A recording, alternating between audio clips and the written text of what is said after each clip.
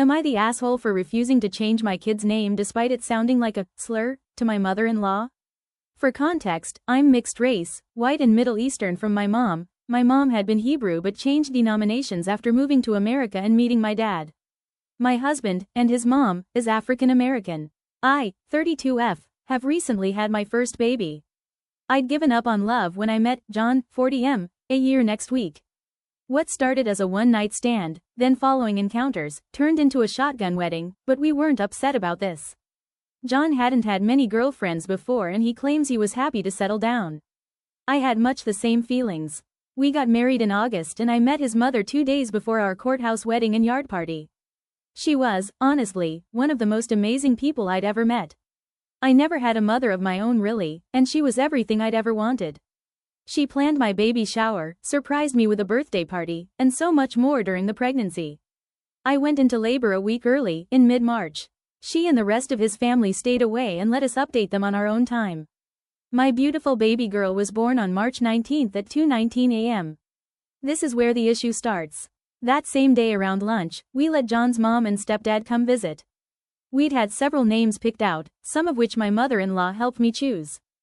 However, I looked into my daughter's eyes and knew her name. Context. My mom's name was Nessa. She had been a wonderful lady I'd never been able to meet. So, I chose to name my baby Nessa, pronounced like Nissa. My mother-in-law said nothing at first. She took photos, hugged my husband, went on about how pretty our daughter was, but never said anything to me. I hadn't noticed at the time because I'd been exhausted and out of it, and they left soon after. My husband said something to his mom about it over text after they left, and my mother-in-law went off about the dirty, slur-like name I chose. She said I was disrespectful and racist for not asking her first. My husband waited until we were home to tell me about this and asked if this was a hill we were willing to die on. I was shocked. He loved the name when I brought it up. He says his mom is right, and that it's 2 letters off from being the exact word. Only, it's not the word. He slept on the couch. I hoped over the last few weeks she would get over it, along with him. He eventually conceded it was a dumb request and stood his ground with his mom. She came over the next day while he was at work and told me either I change it or she'd tell my husband our baby isn't his.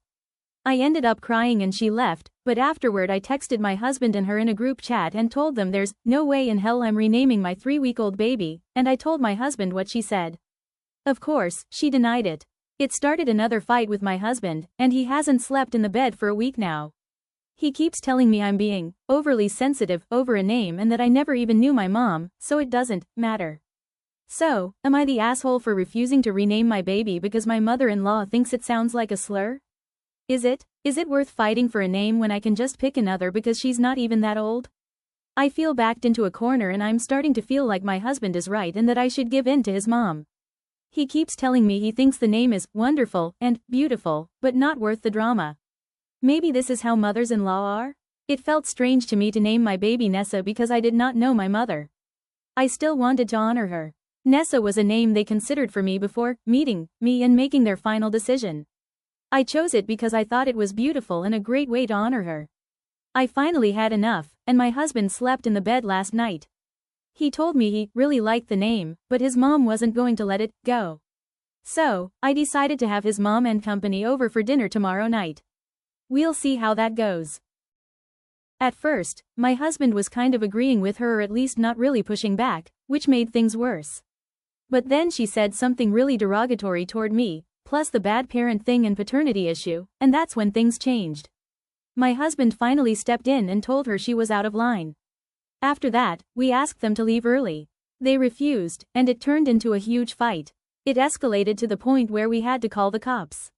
It somehow got even worse from there. She started yelling at the officers about how they should be dealing with me for terrorism, and she even assaulted one of them.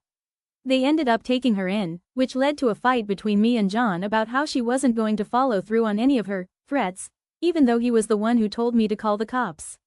And he left. My father-in-law returned the next morning and offered to watch Nisa for me while I went and talked to John. He'd been nothing but neutral the entire time and had even been helping me the night before to get my mother-in-law out. We ended up sitting down and talking, and he said he was going to divorce my mother-in-law because she'd always been racially insensitive to his experiences and downright crazy to his adult children. And now there was no denying her ugliness with my situation, and he wished for me to tell John to suck it and divorce him too, or to at least tell him to grow the hell up and smell the fresh air. He said John would never grow up with my mother-in-law as involved as she was. Y'all, my father-in-law told me that until he and my mother-in-law married, my husband slept in her bed. He was literally 29. He told me a lot more disturbing things I don't want to repeat. I ended up telling my father-in-law I wasn't prepared to talk to my husband. He had said a lot of ugly things the night before, and I asked my father-in-law to tell John he could pick up some clothes, but he'd have to stay with them or find a motel. The last I heard, my father-in-law went to stay at a hotel, my mother-in-law was bailed out by John, and John and my mother-in-law have been staying at their house. I've never felt so alone. The only thing I'm sure about is my baby girl's name, Nisa Rose, and probably my last name.